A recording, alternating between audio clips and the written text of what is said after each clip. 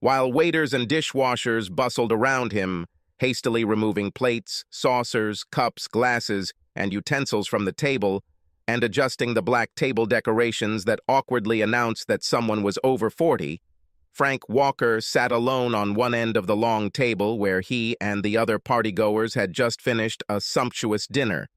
A little further away from him sat another couple, also busy with their phones. And at the opposite end of the table, several people stood in a circle, talking and laughing. But other than Frank and those few stragglers, the dinner table was empty, as the rest of the party went out to use the restroom, make phone calls, or just stretch their legs before dessert, after dinner drinks and coffee were served, and the party resumed. But Frank was not talking on the phone at that moment. He wasn't thinking about the party or the wonderful dinner they had just finished. And I certainly didn't think about the birthday cake that the waiters would soon bring to the table. Instead, Frank was brooding over the handwritten note the waiter had handed him. "Be on the lookout. Marc Lavaliere is going to steal your wife, and beware of the 2 men with him. They will take you away if you try to stop him." He plays his wife-stealing game here very often. Looks like you were the victim of his game this week. There is nothing we can do except warn you and advise that you and your wife leave immediately. I'm sorry to trouble you. The note was unsigned, but it was clear between the lines that it came from the management of the restaurant and the hall. The warning was ominous, and after reading the note and then reading it again, he turned his attention to his wife, who was once again on the dance floor with Marc Lavaliere. And what bothered him now was that the second time they moved to the end of the dance floor and practically disappeared from his sight. But he caught a glimpse of them, and that was enough to understand that Lavaliere was holding his wife very tightly, and she seemed to be enjoying what was happening. Since they arrived at the party, Marc Lavaliere has repeatedly approached their table and asked his wife to dance. Frank didn't mind, and Brooke accepted his invitations every time.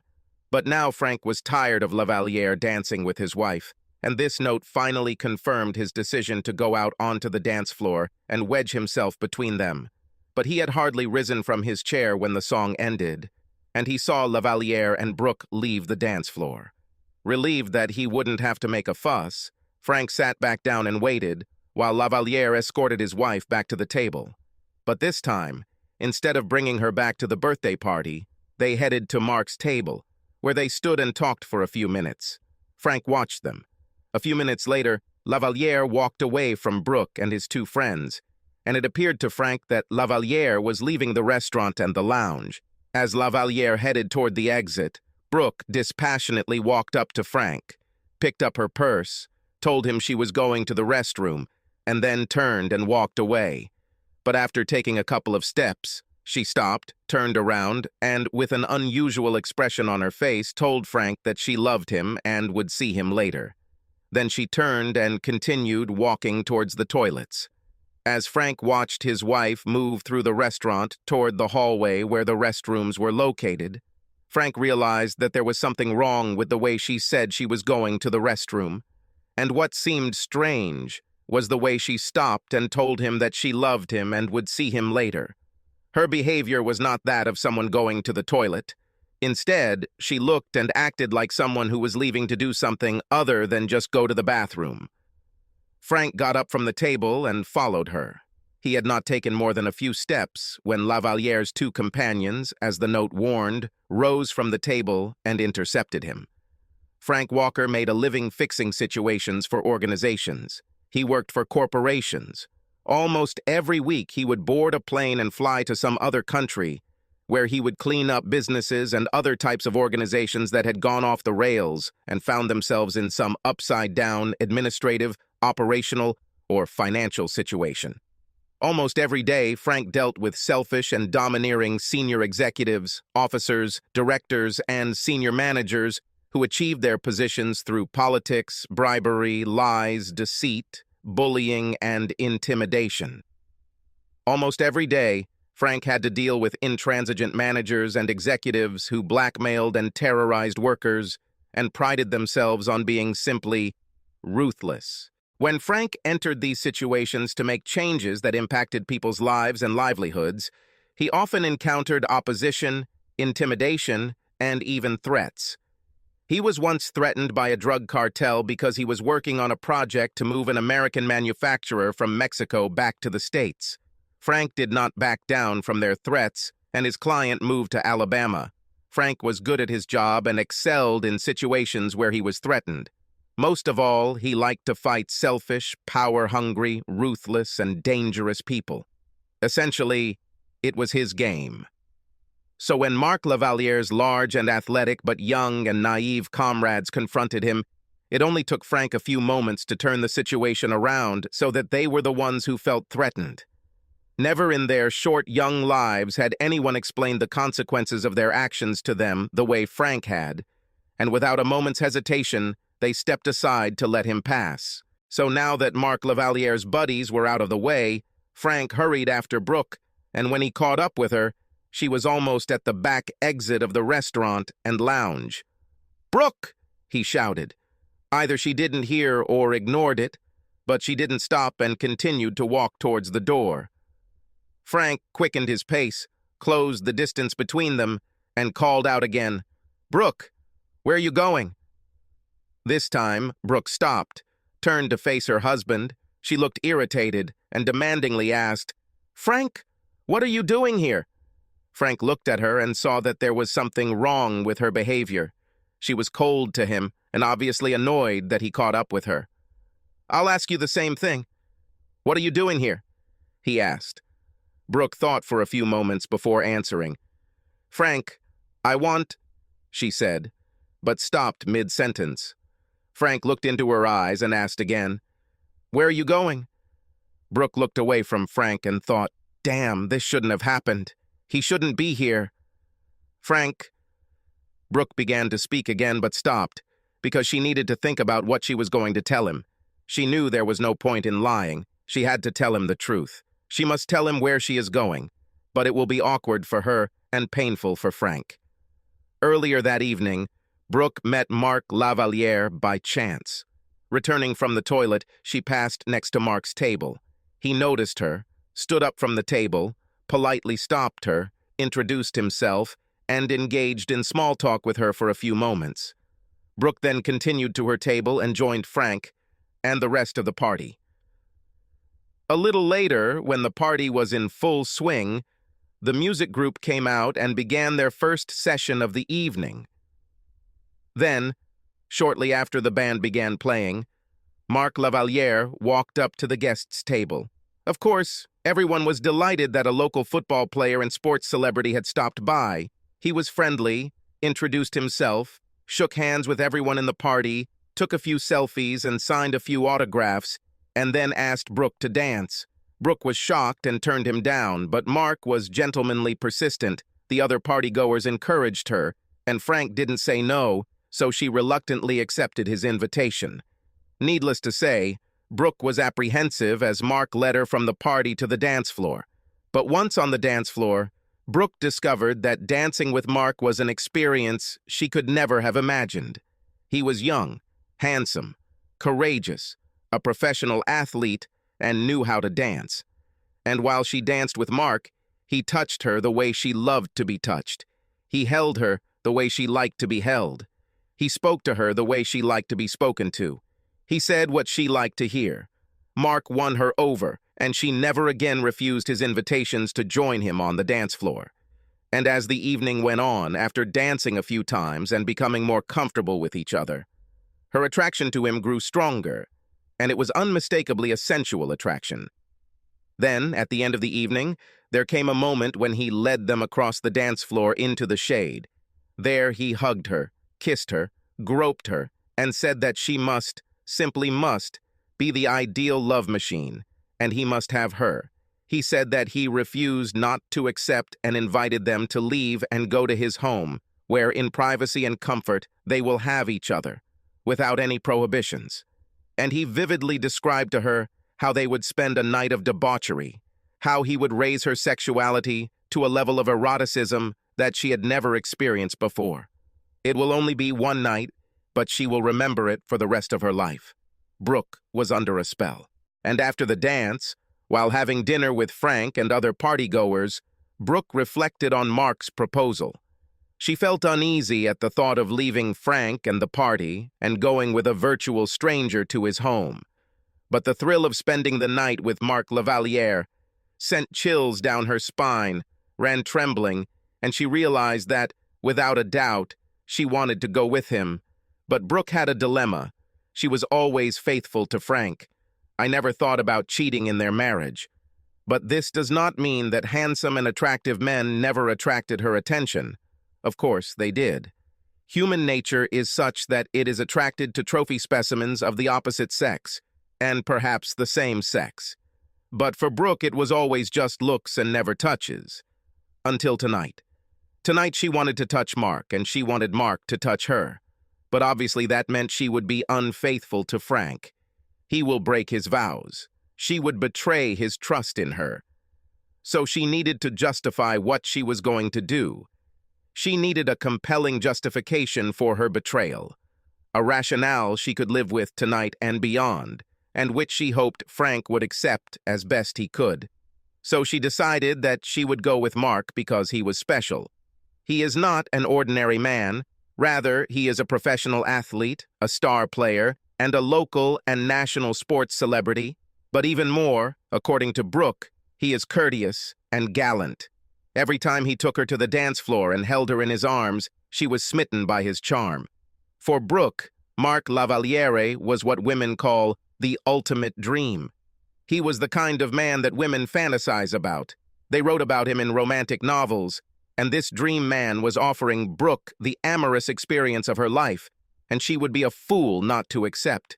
And she reasoned that Frank would also see this as the opportunity of a lifetime for her.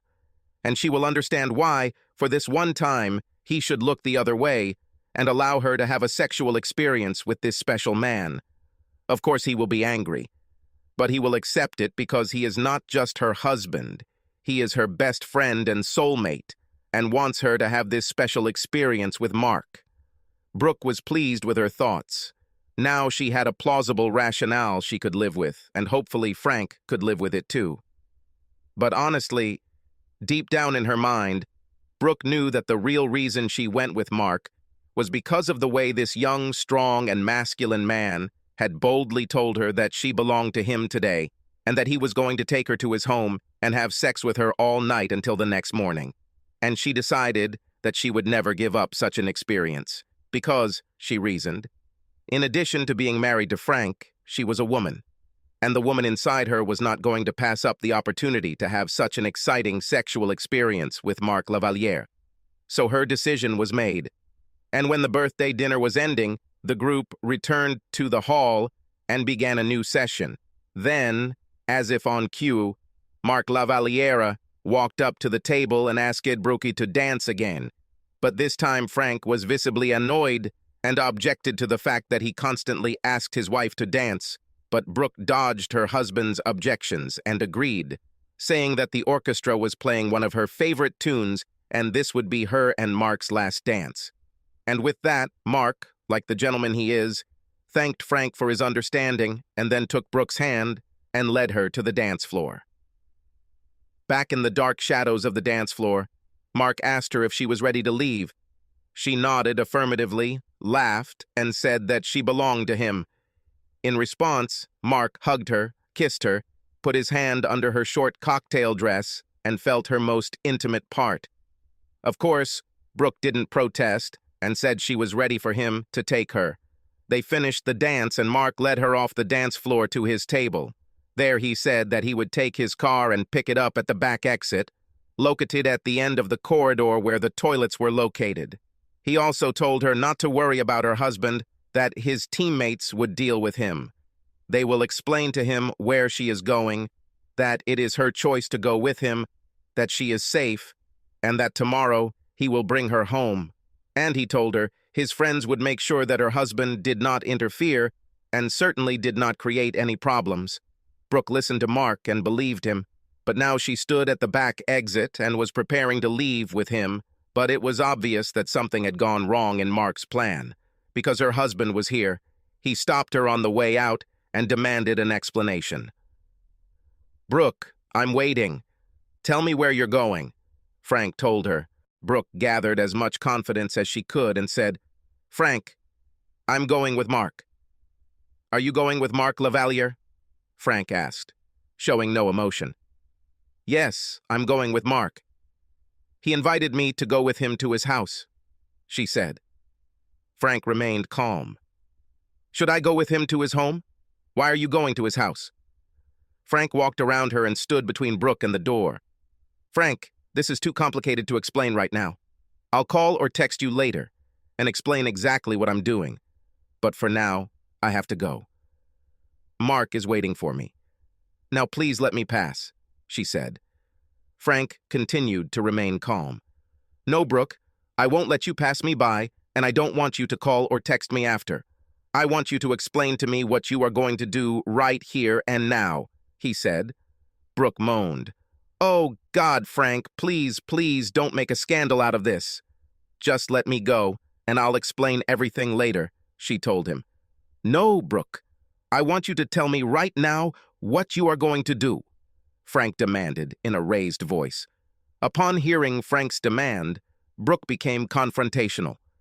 "Frank, you are not my commander, so get out of the way and let me pass," she shouted back.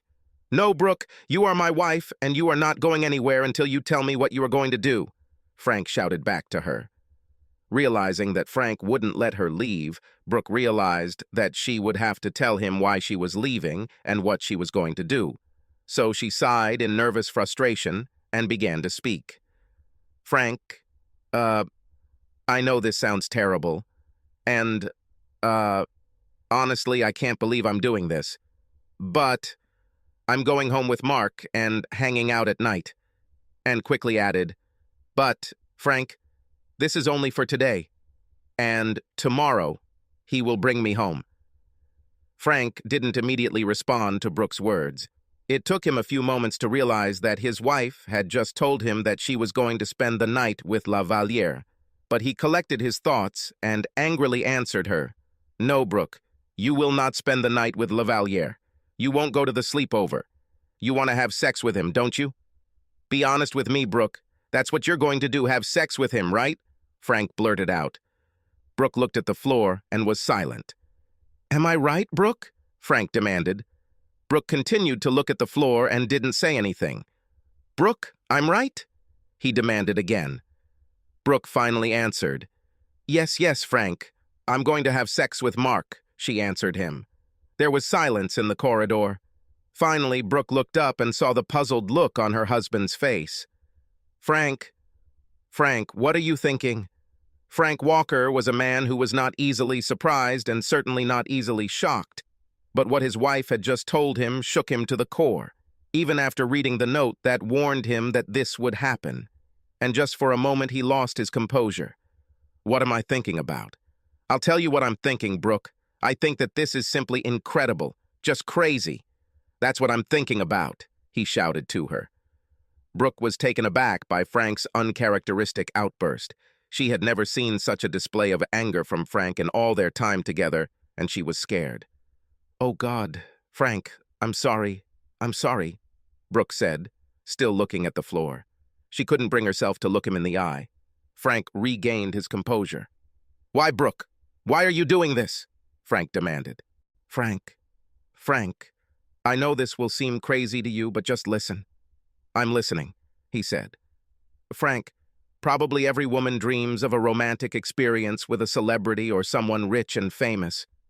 Frank interrupted her, saying sarcastically, "Let me guess. Mark Lavalier is your Prince Charming from fairy tales. Or he's your fucking knight in shining armor." "Please, Frank, don't laugh at this. Come on, Brooke. Tell me the continuation of this tale." "Frank, this is every woman's dream. Mark is not just any guy. He is a special kind of man. He is a real man, a star and a celebrity. I want to experience what every woman dreams of. So please, Frank, please show me that you love me and that you won't mind me experiencing this," she begged her husband. Frank tried to control his emotions and cope with an incredible situation. "Okay, so tonight you go to Lavalier's house and have sex with him. And tomorrow he will bring you home, and we will just meet and continue to be a happy married couple as if this affair never happened. Is that what you want to tell me, Brooke?" Frank asked. "This is not an affair. It's just one night, and yes, tomorrow I'll be home and my dream will come true. And I will be happy, and you will be happy that you supported me and allowed me to have this experience, and we will move on," she answered. She hoped that Frank believed what she was telling him, but when she looked at him, he rolled his eyes and looked at her in a way that she couldn't believe what she was saying. Seeing the look on his face, Brooke realized that things weren't going as she had imagined. "So you throw me aside to have sex with your charming prince, who is much better than me," he said. "Damn, Brooke, it really hurts. Are you saying that I'm not special? Are you saying that I'm not a real man? No, no, no." "I didn't say that, and I didn't mean that," she exclaimed in panic. "Well, Brooke, then what did you mean?" he asked her. "Frank, you are special, you are a real man, but—" Frank interrupted her. "But I'm not a fucking professional footballer and celebrity who actually knows the secret to sexually satisfying a woman. Is that what you're telling me, Brooke?" Brooke looked at the floor. "There's more to it," she said. "Then what's the matter? Are you tired of me? Are you tired of me?" "No, no, no, Frank. You are the best." "But—" Frank interrupted her again. "I'm the best. But you still need someone else," he said.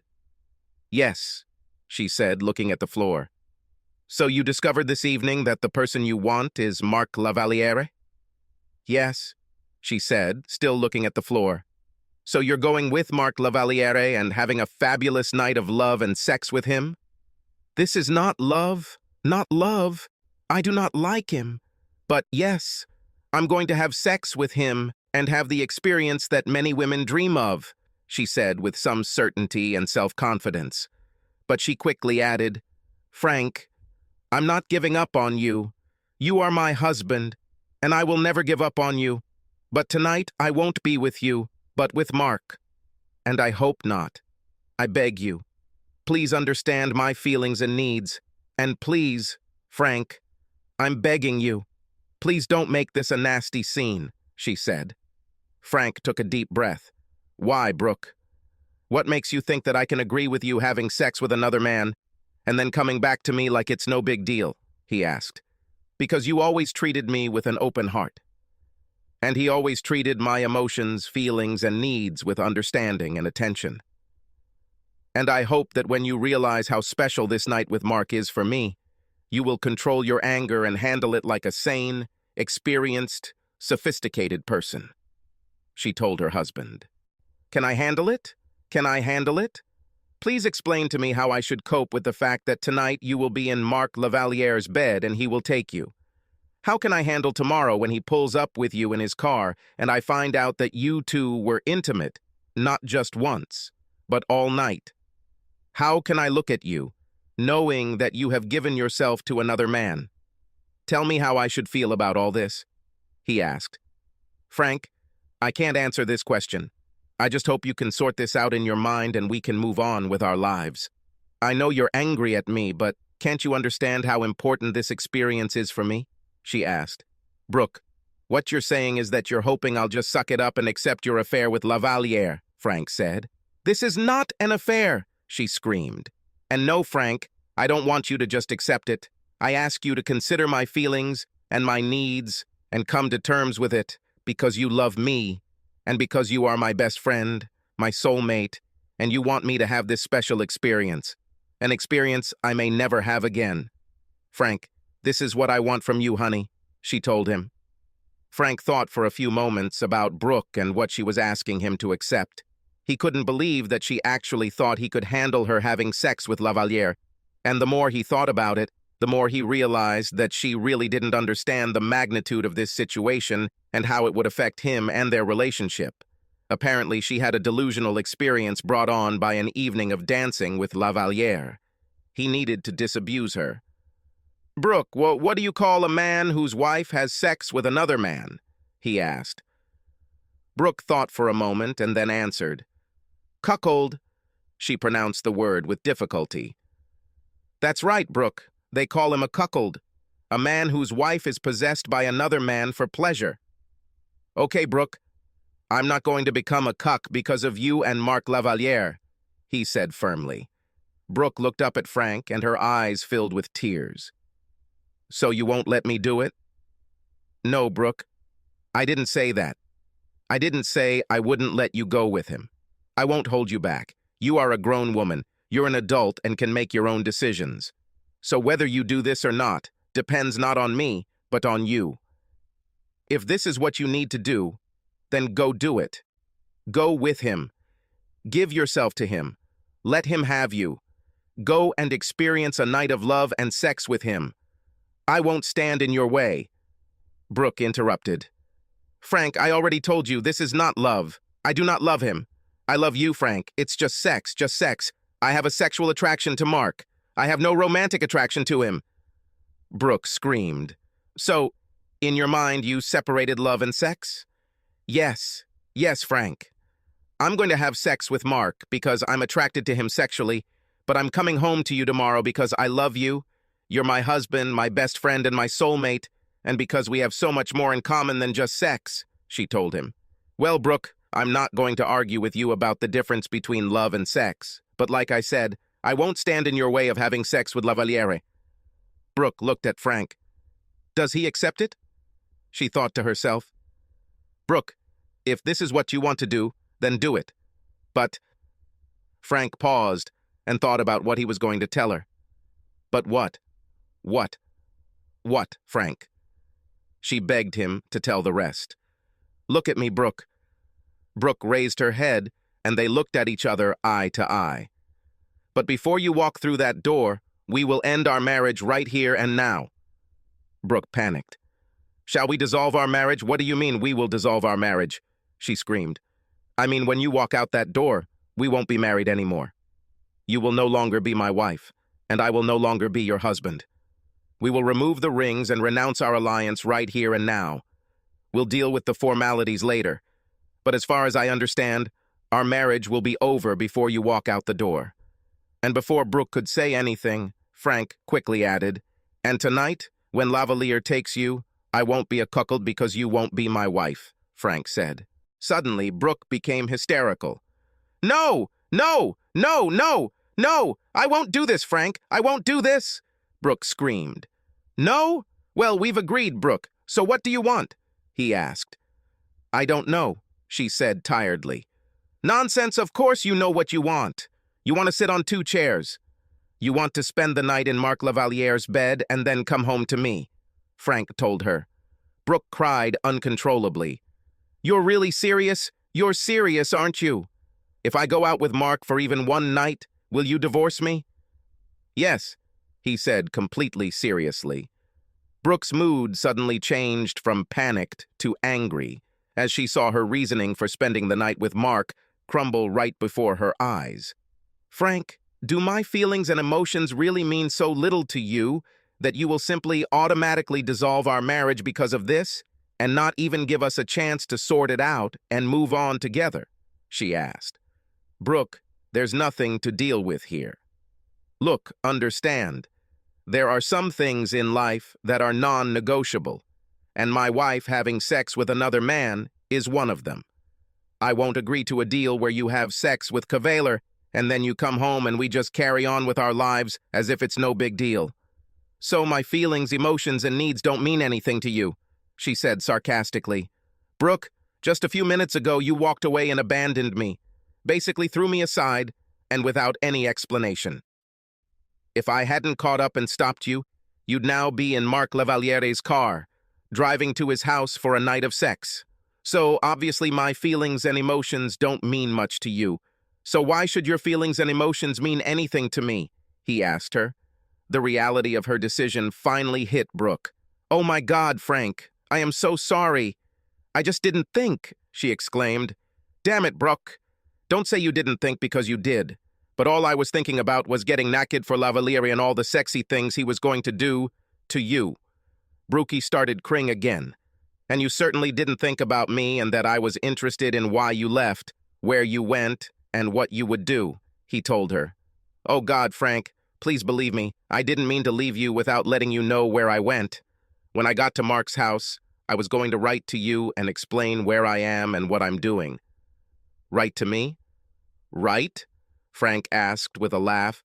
"Are you saying that being in bed and having sex with La Valliere, were you going to write to me?" Frank laughed. "And what were you going to write?"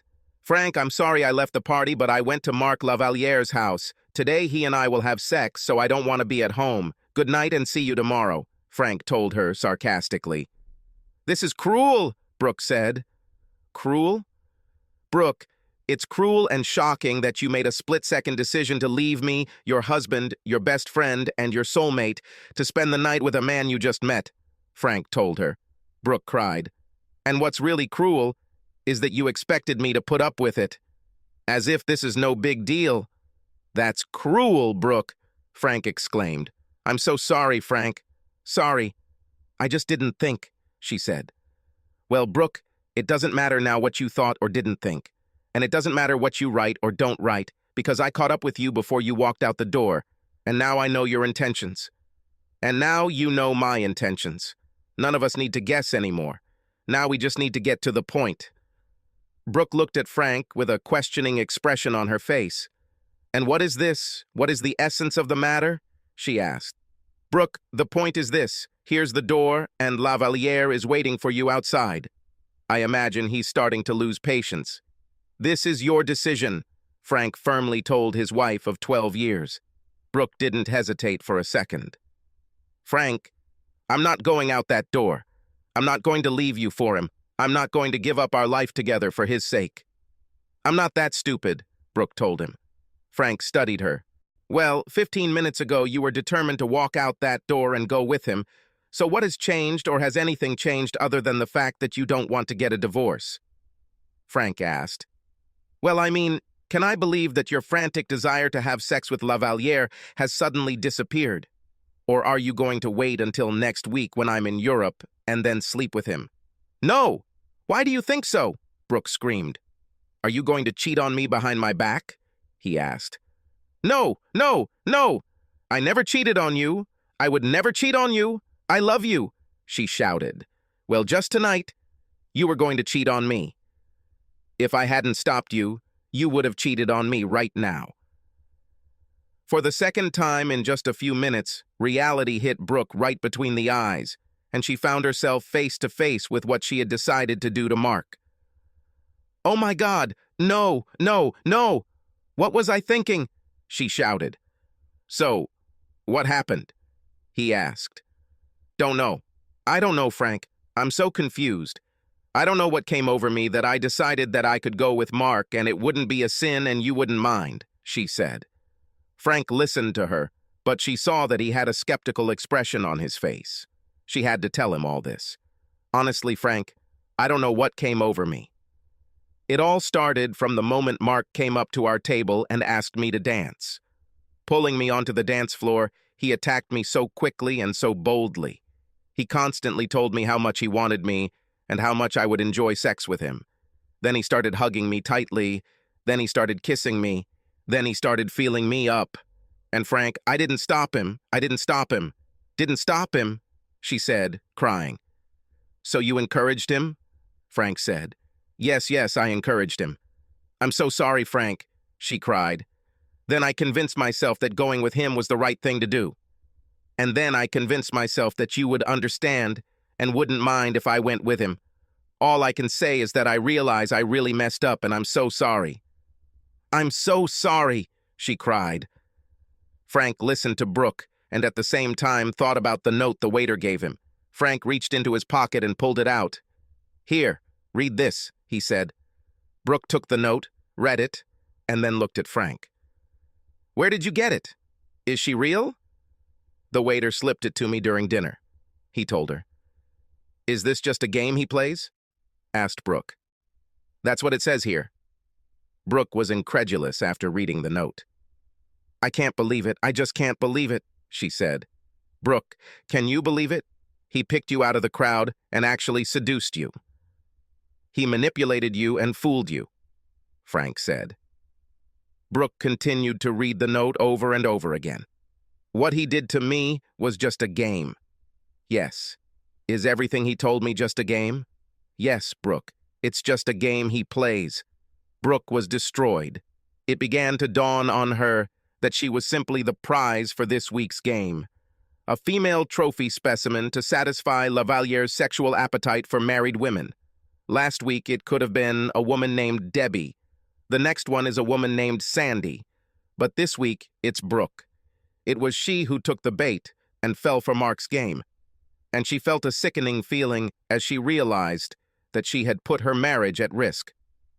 "Frank, I'm sick," she said, turned and ran away from him to the toilet. She vomited several times and then went to the sink to wash her hands and face.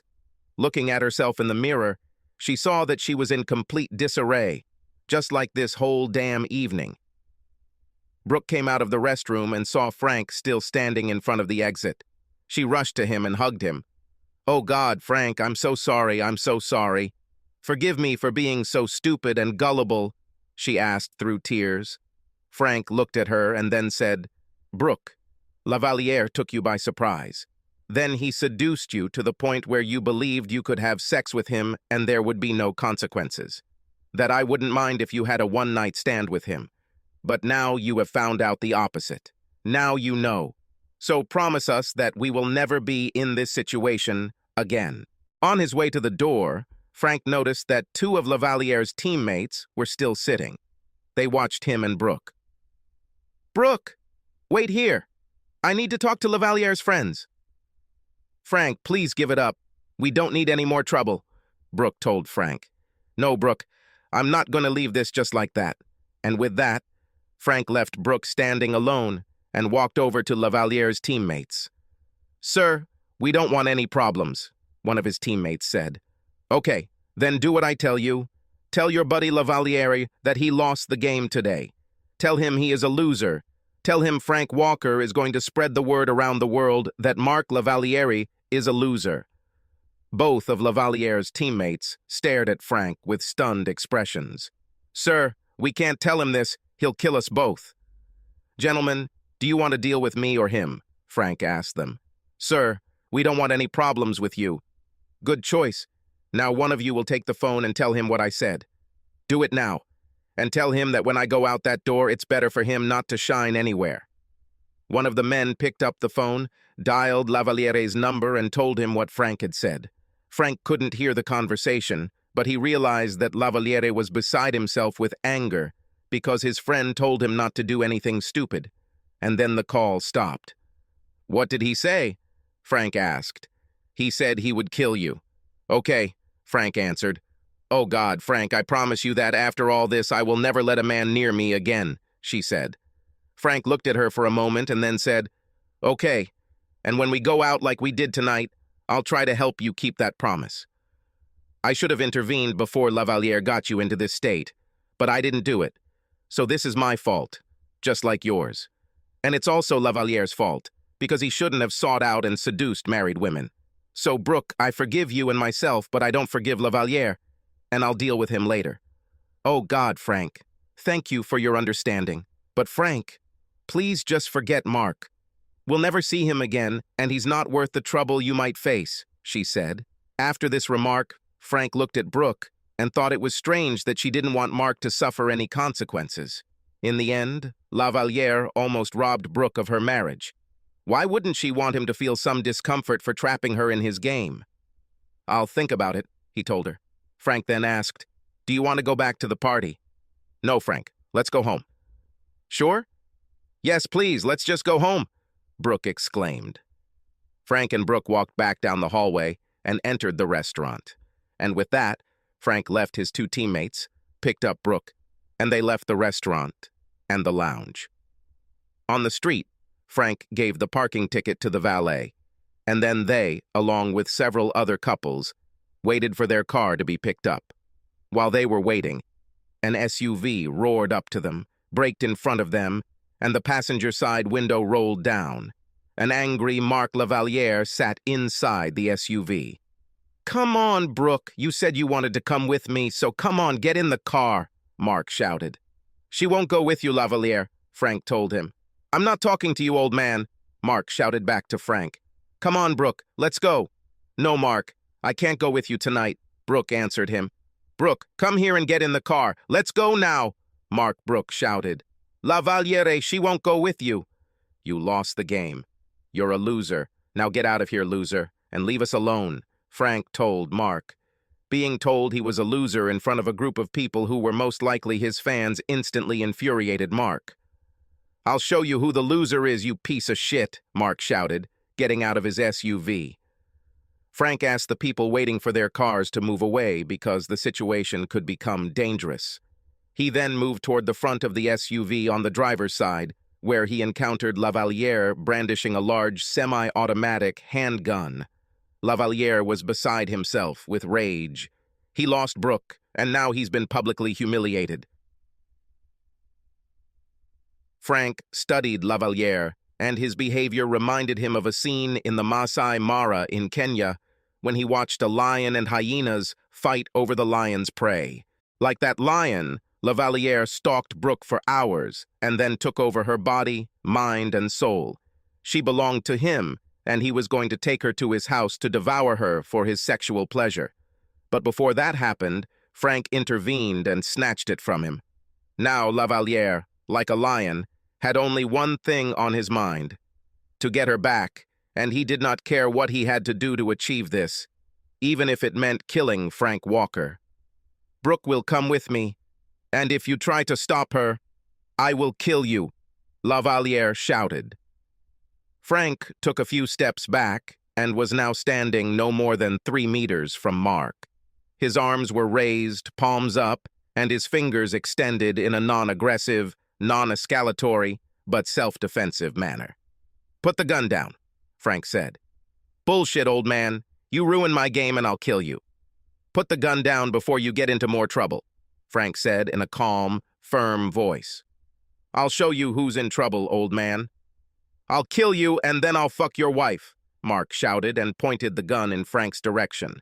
La Valliere was so engrossed in his ranting and rage that he didn't notice Frank lower his right hand and put it in his pants pocket. In this pocket, Frank carried a Sig Sauer micro-compact semi-automatic pistol. It was loaded with 8 rounds of 9mm critical defense ammunition. 1 cartridge is in the chamber, and 7 cartridges are in the magazine. Frank was licensed to carry a Sig pistol and regularly trained to use it in self-defense situations like the one he was in now. Frank hadn't had to shoot a person in years, but when he was in the military, he saw action and actually killed several people, both with a pistol and at close range.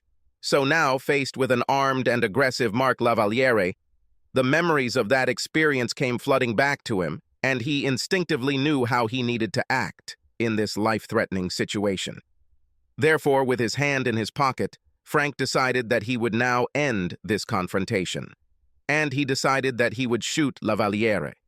His rage, death threats, gun pointing, and proximity to Frank created a situation that justified the decision to shoot to kill.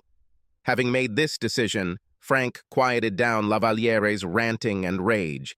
He calmed down and controlled his breathing. He focused on what he had to do: smoothly remove the pistol from his pocket, raise it to the firing position, aim at La Valliere, and quickly fire 2 accurate shots.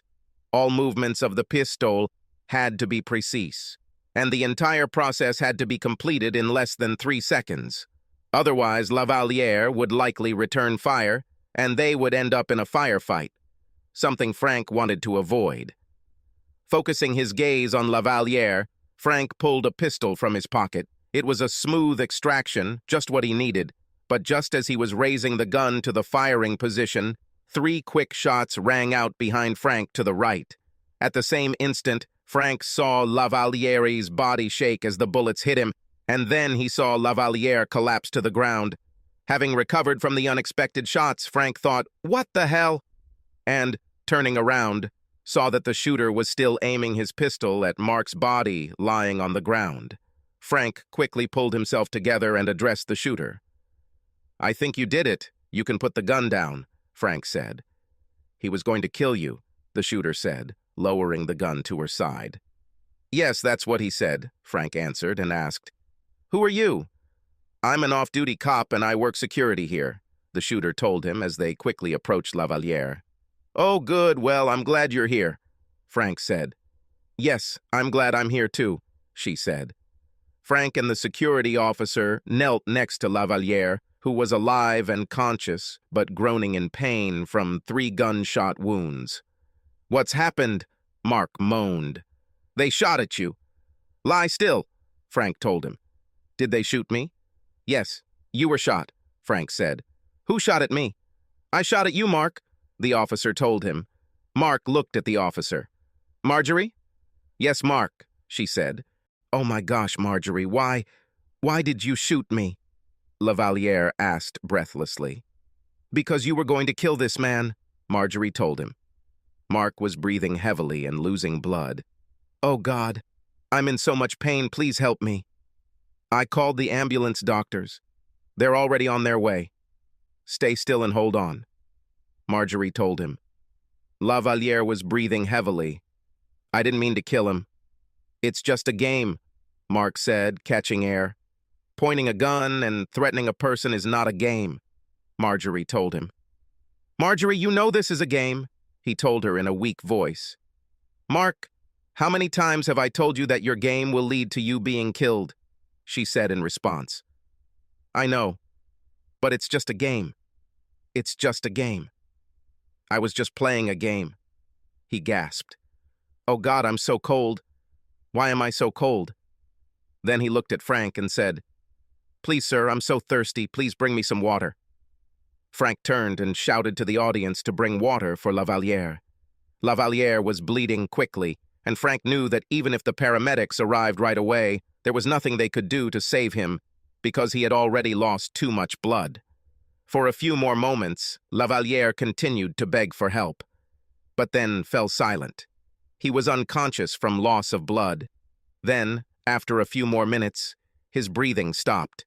Frank checked for a pulse, checked again, but there was none. He was no longer there. Mark La Valliere has died. It was already well after 11:30 at night when the police allowed Frank and Brooke to leave the restaurant and lounge. They and other witnesses to the confrontation and shooting were interviewed by police officers, detectives, special investigators, internal affairs officers, and even an assistant district attorney. Frank and Brooke testified about their contacts and involvement in Mark La Valliere's affairs, and Frank issued a separate statement supporting the off-duty police officer's decision to shoot La Valliere, and went on record saying she saved his life. But finally, after an evening that started with simply attending a birthday party and ended with them being involved in the murder of a local sports star, Frank and Brooke were returning home. They rode in silence for some time. Neither of them uttered a word. Finally, Brooke broke the silence. "Frank," she said. "Yes," he answered. "Are you disappointed that you didn't kill him?" she asked. Without a moment's hesitation, Frank answered, "Yes." Brooke thought about his answer and how his reaction was immediate and unconditional, and she heard the anger in his voice. Frank was denied satisfaction and was angry that the situation with La Valliere ended with a female security officer committing the murder. When Mark confronted them in front of the restaurant, Brooke knew without a doubt that this was now Frank Walker's game, and she knew that, most likely, it would not end well for Mark.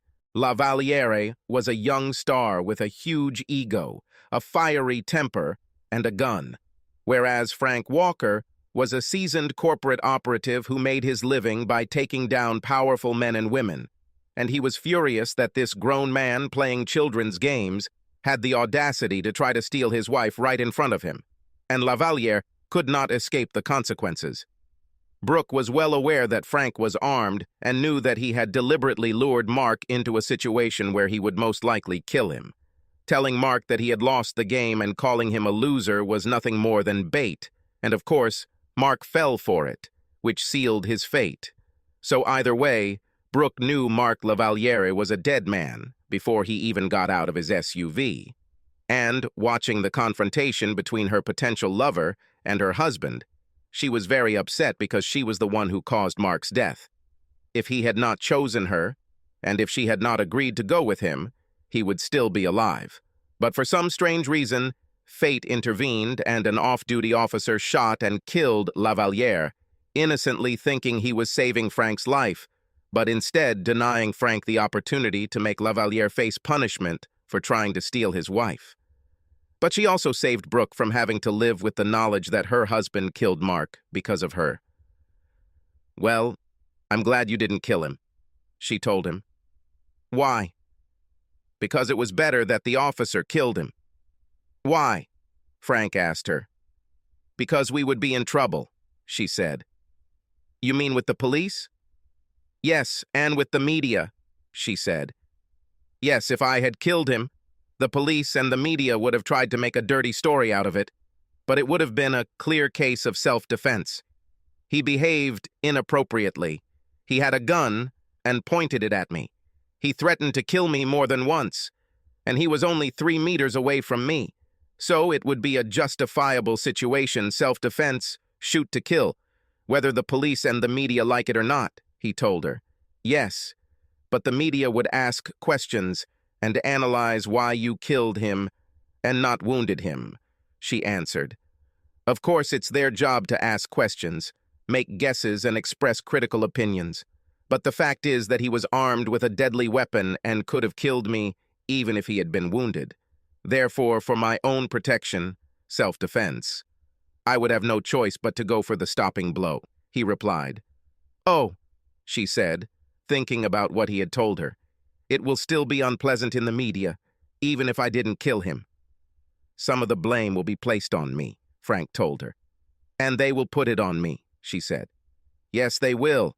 So be prepared for the fact that they will come for us.